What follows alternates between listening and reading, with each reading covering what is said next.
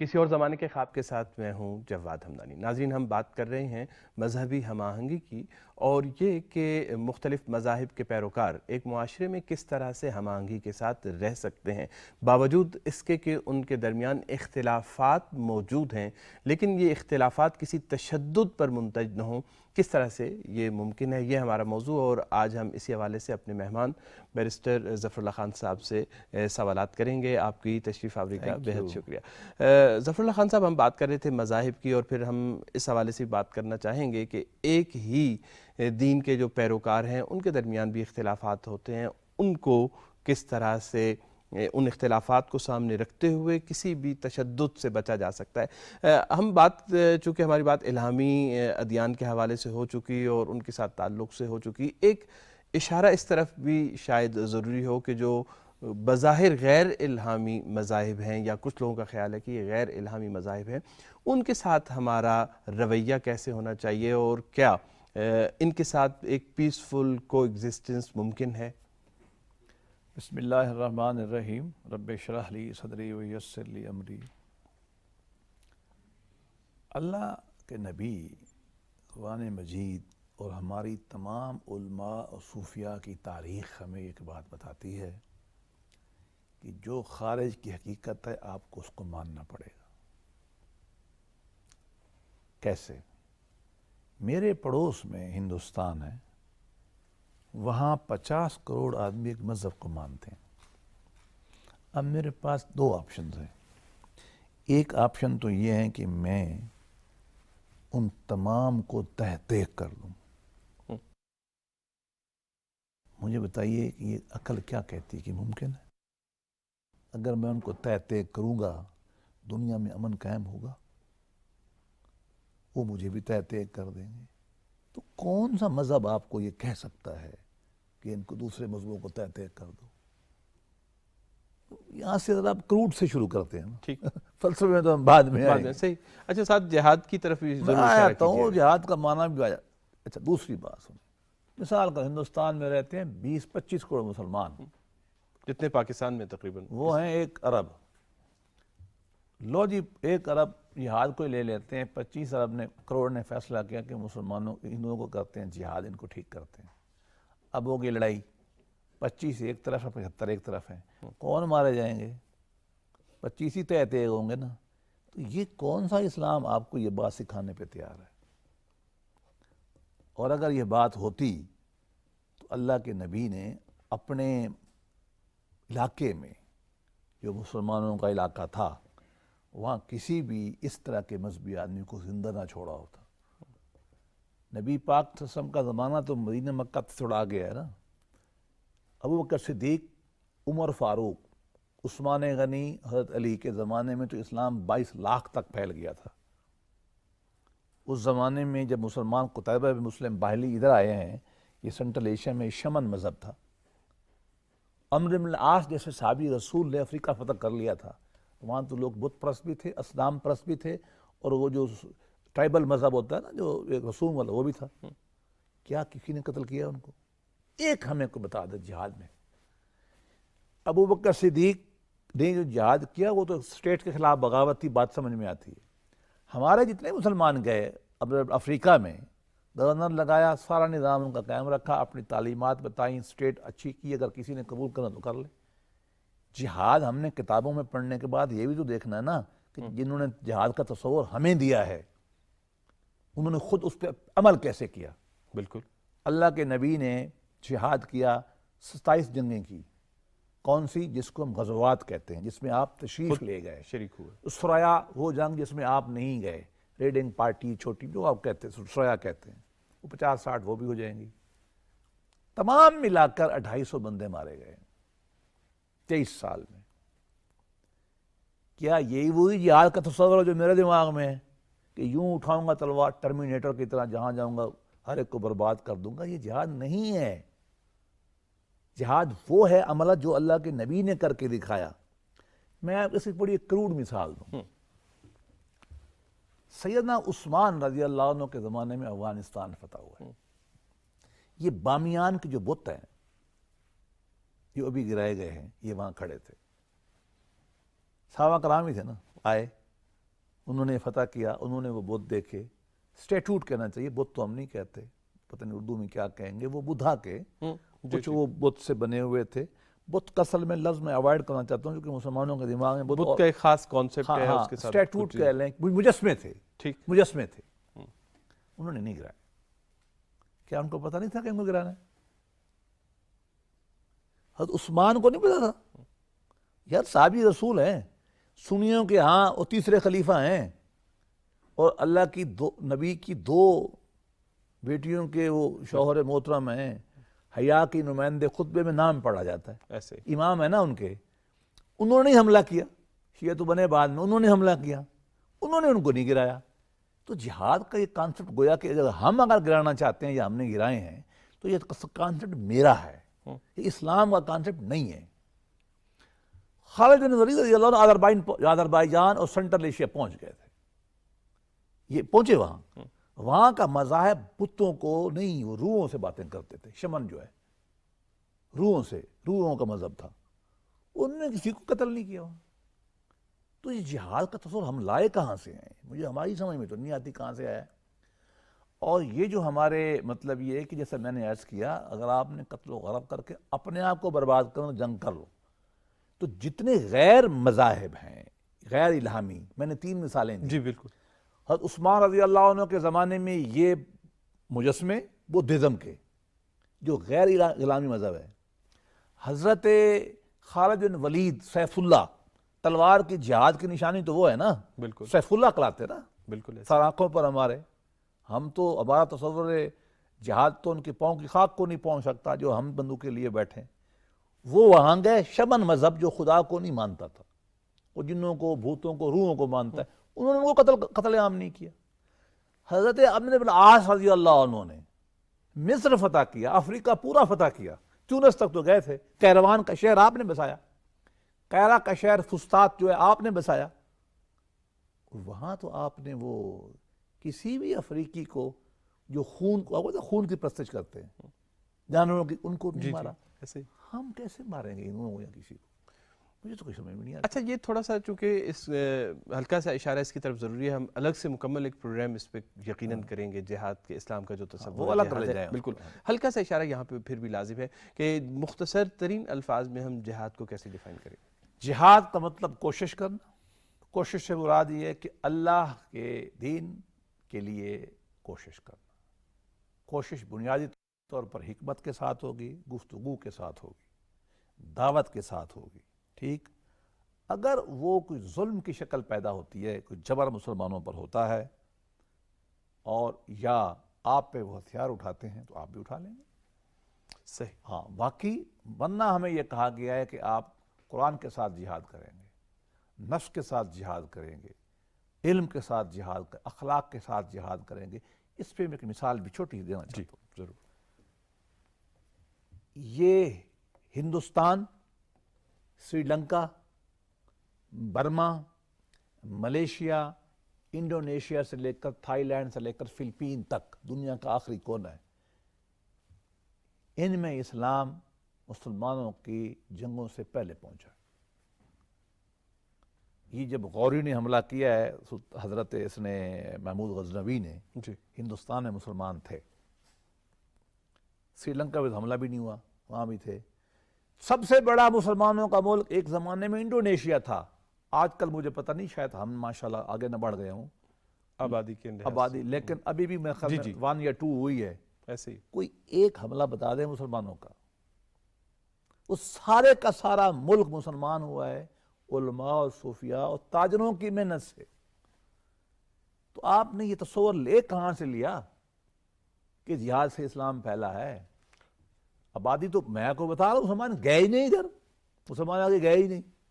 مسلمان تو پہلے پہنچ چکے تھے، حکمران وہاں نہیں گئے. تو جہاد کا مطلب ہوتا ہے کوشش کرنا، علمی کوشش کرنا، ایمان کی کوشش کرنا، اعمال اچھے دکھانا، تعلیمات ان کو دینا. اور جب ضرورت پڑے، ہم یہ نہیں کہہ رہے، میں ان لوگوں میں نہیں ہوں جو کہیں کہ جی حرام ہے جہاد. بالکل، جہاد سے مراد قتال ہے. ہم فرق نہیں کرتے، قتال اور جہاد فرق ہے. ہماری کتابوں میں، قرآن مجید میں یا حدیث میں جب جہاد لفظ استعمال ہوتا ہے، اس کا 1% قتال ہوتا ہے، 10% قتال ہوتا ہے، اس سے مراد جہاد ہے.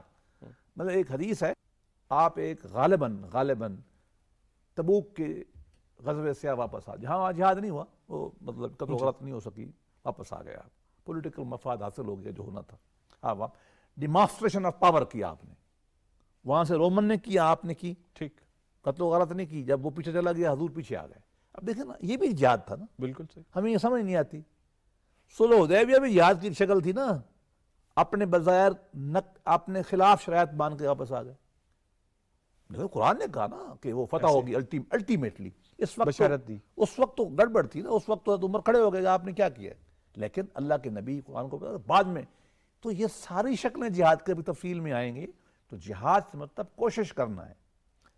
ہاں وہ حدیث رہ گئی، آپ واپس آ رہے تھے تو آپ نے سنا رجینا من الجہاد الاصغر الی الجہاد الاکبر، کہ ہم چھوٹے جہاد سے بڑے جہاد میں آ رہے ہیں۔ لیکن قرآن مجید نے خود کہا ہے کہ قرآن سے جہاد کرو۔ قرآن کا جہاد کیا ہے؟ علمی جہاد ہے نا، دعوت کا جہاد ہے نا۔ تو یہ ہمیں کبھی کریں گے تو ہمارا ان تمام مذاہب کے ساتھ کو ایگزسٹنس تھی، پولیٹیکل کمپین ہم نے یقیناً کی، لیکن جب سبڈیو ہوئے ہم نے ان کو انسان سمجھا، ہم نے ان کو تہ تیغ نہیں کیا، حکمران ہم نے انہی کے رکھے، سسٹم ہم نے انہی کے رکھے، سسٹم تک تو ہم نے چینج نہیں کیے، پولیٹیکل سوورینٹی ہم نے ان سے لے لی جیسے کوئی اسٹیٹس لیتی ہے۔ اچھا، مختصراً ایک جواب چاہیے اور پھر ہم آتے ہیں اسلام کے اندر کے جو مختلف فرقے ہیں ان کے درمیان جو ہے کس طرح سے پیسفل کو ایگزسٹنس ممکن ہے۔ تبلیغ کہا جاتا ہے کہ یہ ہمارا فرض ہے۔ جب میں آپ کو فرض کریں، آپ کا تعلق کسی اور مذہب سے ہے، میرا تعلق کسی اور مذہب سے ہے، میں اپنے مذہب کی تبلیغ آپ کے ساتھ جب شروع کروں گا تو یقیناً آپ اور آپ کے ساتھ کے جو دوسرے لوگ ہوں گے اسی مذہب سے وابستہ، وہ اس بات کو پسند نہیں کریں گے اور یہاں سے بھی کانفلکٹ شروع ہو نہیں سکتا۔ پھر بالکل ہو سکتا ہے۔ یہی تبلیغ ہے کیا؟ تبلیغ ہے کہ تلوار میرے ہاتھ میں ہو اور میں آپ کی گردن پہ رکھوں، مانتے ہو تو سر کاٹوں، کیا یہ تبلیغ ہے؟ نو، تبلیغ ہے کیا؟ میں آپ کو گھر بلاؤں، کھانا کھلاؤں، چپ کر کے بیٹھے ہیں، آپ چلے گئے واپس، آپ نے میرا رہن سہن بھی دیکھ لیا، اخلاق بھی دیکھ لیا، یہ بھی تبلیغ ہے نا۔ میں نے اپنی تعلیمات اچھے طریقے سے لکھ کے کتابوں کی شکل میں دی، پازیٹیو طریقے سے، کہ اسلام میں انسانیت کا یہ فائدہ ہے، انوائرمنٹ کا یہ فائدہ ہے، عورتوں کے حقوق یوں پروٹیکٹ ہوتے ہیں، بچوں کے حقوق یوں پروٹیکٹ ہوتے ہیں، غریبوں کے مزدوروں کے حقوق یوں پروٹیکٹ ہوتے ہیں۔ ایک بھی تبلیغ ہے آپ کی، اس پہ کیا پرابلم پیدا ہوتا ہے کسی کو؟ وہ بھی اپنا کریں، ہم اپنا کریں گے۔ جب ہم نے مان لیا کہ وہ بھی حقیقت ہے یہ بھی حقیقت ہے، جھگڑا تو وہاں پیدا ہوگا۔ عیسائی مشنری آئے پوری دنیا میں، ان کا ایک حصہ امپیریلزم، اس کو آپ فی الحال چھوڑ دیں، انہوں نے کیا۔ ٹھیک، ایک ہے کہ انہوں نے ہسپتال کھولا۔ کنڈری میں پوسٹڈ تھا 1990 میں، میں گیا تھا، وہاں سب سے بڑا آنکھوں کا ہسپتال ایک عیسائی کا تھا، وہ 45 سال سے بابا بیٹھا تھا، پادری، وہ آنکھیں ٹھیک کر رہا تھا، بس چپ، وہ کوئی کام نہیں کیا۔ یہ بھی تبلیغ کی نا اس نے، یہ تبلیغ کیوں نہیں کر سکتے؟ تبلیغ کا ڈز ناٹ مین بندوق اٹھانا، آپ پیار سے، اخلاق سے، سب نے تعلیم کی ہے، یہ انسان برداشت کرتا ہے، ہم نے ان کو برداشت کیا، انہوں نے ہمیں بھی کیا، آج بھی لوگ کرتے ہیں، لوگ نہیں لڑتے۔ لیکن اگر آپ تبلیغ کے نام پہ فساد کھڑا کریں گے جو مقصود نہیں ہے، تبلیغ کے آداب میں سب سے پہلا قرآن نے کیا آداب بتایا ہے؟ ادعو الی سبیل ربک بالحکمت والموعظۃ الحسنہ وجادلہم باللتی ہی احسن۔ یہ تینوں باتیں لڑائی نہیں کرتی۔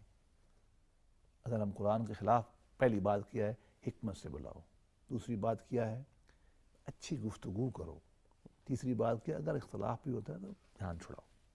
قرآن مجید کا تو یہ اصول ہے، اس سے کوئی لڑائی پیدا نہیں ہو سکتی۔ اچھا، حکمت بہت واضح ٹرم ہے، اس کے اندر اپنے اصول ہیں کہ یہ کرنا ہے، یہ نہیں کرنا۔ صحیح، امام غزالی کی آپ پڑھ لیں احیاء العلوم، یہ عہد حاضر میں ایک بڑی خوبصورت کتاب آئی ہے مولانا امین حسن اصلاحی کی، دعوت دین اس کا طریقہ کار ہے، اس کو آپ پڑھ لیں، پڑھنے کوئی پرابلم نہیں ہے۔ جیسا کیپٹلزم اپنی دعوت دے رہا ہے، سرمایہ داری نظام، جی جی جی، جیسا جمہوریت اپنی دعوت دے رہی ہے، اس میں کیا پرابلم ہے کسی کو؟ پرابلم تب پیدا ہوگا جب بندوق اٹھائیں گے وہ۔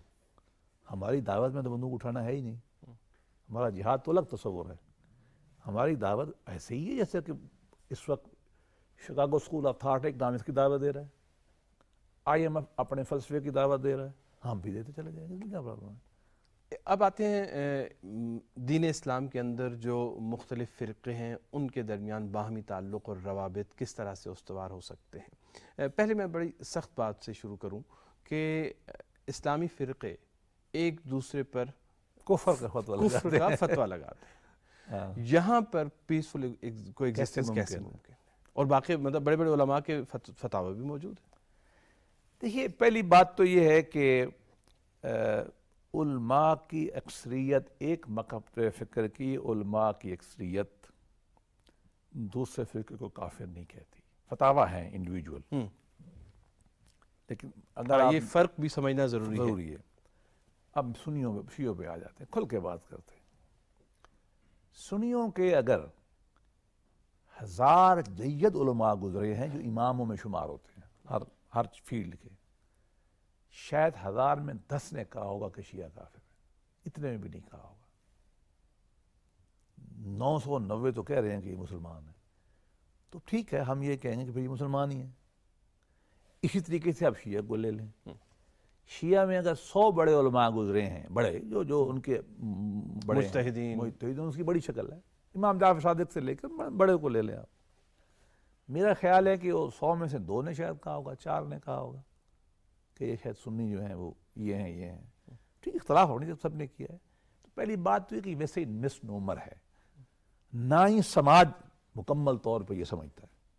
مسلمان مکمل طور پہ یہ سمجھتے بھی نہیں ہیں کہ ایک دوسرے کو کافر نہیں کہتے. ایک تھوڑا طبقہ ہوتا ہے، ایک موومنٹ اٹھتی ہے. ایک دوسرے کے ساتھ نمازیں پڑھتے ہیں کعبہ میں. میں ملتان کا ہوں نا جی، ہم تو مرکز ہیں لڑائی جھگڑے شیعہ سنی کے. ہم نے ہمارے یہاں شروع ہے نا. میرا آدھا خاندان شیعہ، میرا آدھا خاندان سنی ہے. ان کی آپس میں شادیاں ہوتی ہیں، آنا جانا رہا زندگی بھر. کبھی درمیان میں ایک موومنٹ چلتی ہے، چند سالوں کے لیے اختلاف بڑھ جاتا ہے. اس میں کوئی بیرونی ہاتھ کا ادھر بعد میں آتے ہیں، پہلے ادھر رہتے ہیں. تو یہ بنیادی طور پر تو مسلمانوں میں یہ تھوڑا تناؤ موجود ہے، میں انکار نہیں کرتا. لیکن یہ کہ ایک فرقے کا دوسروں کے کفر پہ اتفاق ہو، یہ ہے نہیں، عملاً نہیں ہے. اس کی وجہ ہے، میں ایک نئی تھیوری پیش کرتا ہوں، اس پہ ان چیزوں کو اگر آپ دیکھ لیں تو مسئلہ بڑا آسانی سے حل ہو جاتا ہے. جو میں اپنے دوستوں علماء سے کہتا ہوں، وہ سارے علماء اس پہ اتفاق کرتے ہیں. کیسے؟ اسلام کی عقائد بیسک ایمانیات کیا ہے؟ اللہ پہ ایمان، آخرت پہ ایمان، انبیاء پہ، قرآن پہ، نبی پر، یہ ہے نا. ایسے مجھے بتائیے اس میں شیعہ سنی اختلاف ہے؟ 1% بھی نہیں ہے. تو پھر جھگڑا کا ہے. 5 احکامات ہیں، نماز، روزہ، حج، زکوٰۃ. ایک میں رہ گیا ہوں شاید، یہی ہے نا. نماز، روزہ، حج، زکوٰۃ. جی یہ چیز ہے نا. ان میں کوئی اختلاف نہیں. حرام کتنے ہیں اسلام میں؟ حرام کتنے ہیں؟ فلاں سور حرام، شراب حرام، فلاں حرام. اس میں کوئی اختلاف نہیں. کون سی چیزیں کرنی واجب ہیں مسلمانوں پر؟ اکا دکا اتنا ہی، وہ بھی کوئی بنیادی اختلاف نہیں ہے. تو بنیادی طور پر اختلاف ہمارا شیعہ سنی کا تاریخی ہے. کیسے؟ شروع کہاں سے ہوتا ہے؟ سیدنا ابوبکر صدیق کے وقت میں سنیوں نے یہ کہا کہ اللہ کے نبی نے کوئی بندہ اپنا نائب بنایا نہیں ہے، امت کرے گی طے. شیعوں نے کہا کہ نہیں، انہوں نے مولا علی کو طے کر دیا. ہم دونوں کی باتیں مان لیتے ہیں. اب یہ دیکھیے کہ نبی کی ذات تک دونوں مشترک کھڑے ہیں. بالکل. ایمان تک تو وہی ہیں. اسلام تو یہی ہے، آگے ایمان تو نہیں ہے. بالکل صحیح. اسلام تو یہ سوچنے والی بات ہے. آگے ایمان نہیں، آگے ہیں سوچ کا فرق. یہ سوچ کا فرق شیعہ سنیوں میں نہیں ہے. سنیوں کے اندر بھی ایسا ہی ہے، شیعوں کے اندر بھی ایسا ہی ہے. تو ایک بات بہت کلیئر کر لینی چاہیے کہ شیعہ اور سنی میں دین کی مبادیات میں کوئی فرق نہیں ہے، ایمانیات میں کوئی فرق نہیں ہے. جو اسلامی قوانین کی حدود ہیں ان میں کوئی فرق نہیں ہے. ٹھیک، قرآن میں کوئی فرق نہیں ہے. باقی فرق ہمارا تاریخی ہے یا بعد میں آنے والی تعبیرات کا ہے. اور یہ وہی فرق ہے جو شیعوں کے اندر اپنا بھی موجود ہے، وقت ملے گا تو میں بتا دوں گا. بالکل صحیح. اور یہی فرق سنیوں کے اندر بھی موجود ہے. تو لہٰذا یہ اگر کوئی اکا دکا آدمی کسی مالی مفاد کی خاطر، اپنے غصے کی خاطر، کسی وجہ سے اگر ایک دوسرے کو کافر کہتا ہے، ہمارے بڑوں نے مثلا، میں آپ کو ایک مثال دوں، امام سنیوں کو ہندوستان پاکستان میں ہم سب سنی امام ابو حنیفہ کے فتوے کو مانتے، بالکل ٹھیک، ہر ایک کو پتہ ہے، ایسے ہی کسی کو اختلاف نہیں ہے اس بات پہ کہ ہم عقیدے میں قانون کے معاملے حنفی، میں قانون کے معاملے میں حرام حلال تو فقیہ طے کرتا ہے نا، امام طے کرتا ہے۔ محدث اور بات کرتا ہے، میں مسلمانوں کو سمجھانے کے لیے کہہ رہا ہوں، مفسر قرآن کی اور تعبیر کرتا ہے، لیکن یہ حلال کیا ہے حرام کیا ہے، کافر کیا ہے مسلمان کیا، یہ فقیہ طے کرتا ہے ہماری روایت میں۔ بالکل صحیح، ہمارے امام کون ہے؟ امام ابو حنیفہ۔ ان سے بڑا امام تو سنیوں کے ہاں نہیں ہے نا اس ملک میں۔ وہ کیا کہتے ہیں؟ ایک آدمی میں 99 باتیں کافروں والی ہیں اور ایک بات مسلمانوں والی ہے، فتویٰ ہے کہ وہ مسلمان ہے۔ ہاں جی، ہے مسلمان۔ آپ کا پکا قول ہے، کسی کا اختلاف نہیں ہے، میرا دعویٰ ہے کوئی مجھے ثابت کر دے۔ آپ نے فرمایا جو کلمہ پڑھتا ہے وہ مسلمان ہے۔ بات یہ ہے کہ میں تو بہت چھوٹا سا ہوں، میری حیثیت امام ابو حنیفہ والی نہیں ہے، میں نے تو ان کو مان رکھا ہے اپنے تئیں۔ انہوں نے ایک بات کہہ دی ہے تو بس ہمارے سنیوں کے بارے میں تو یہ بات طے ہو گئی نا کہ ان کے امام نے یہی کہا ہے تو یہی ہے۔ درمیان میں کوئی شرلی چھوڑتا ہے کسی وجہ سے اور پھر شرلی بیٹھ بھی جاتی ہے۔ ابھی دیکھو نا، میں جنرل سی بات کرتا ہوں کہ پچھلے 20-30 سال میں کچھ شرلیاں چلی نا ادھر ادھر کہ فلاں کافر ہے فلاں کافر، دونوں طرف ہر سے تھوڑے عرصے بعد اس طرح کی بات آتی ہے، مٹ رہی ہے نا ایسا ایسا۔ اب واپس آ رہا ہے، تو اس پہ میرا خیال میں اتنی نہیں۔ تاریخی طور پر یہ بات صحیح ہے، جیسے آپ نے کہا بر صغیر کی ایک پوری روایت موجود ہے، یہاں پر مختلف مذاہب ادیان کے پیروکار اور مختلف فرقوں کے پیروکار بڑے اچھے طریقے سے رہتے ہیں، لیکن درمیان میں ہم نے دیکھا کہ بہرحال اٹھتی رہتی ہے۔ تشدد کے واقعات ہیں۔ یہ تشدد کی نفسیات مذہب کے اندر کس طرح سے دار آتی ہے؟ دیکھیے یہ تاریخ پرانی ہے، اس کی شروع تو ہوا ہے، مان لینا چاہیے امویوں کی حکومت تھی، وہ آ کے بیٹھ گئے، خلفاء راشدین کے بعد اموی آ گئے، امویوں نے سختی کی آل رسول پر، وہ سنی تھے، یہ شیعہ سے جھگڑا شروع ہو گیا، عباسی ان پر ڈنڈا مارا، تو پولیٹیکل پرابلم ہوا، اس پہ تشدد شروع ہوا اور تشدد قائم ہے آج تک۔ اور پھر دونوں نے الگ الگ اپنی آئیڈینٹیٹیز بنا لیں، اور دونوں میں کچھ فرنج پہ لوگ کھڑے ہوتے ہیں جن کا مال لگا ہوتا ہے، روزگار لگا ہوتا ہے، وہ ایک دوسرے پہ پیچھے پڑ گئے۔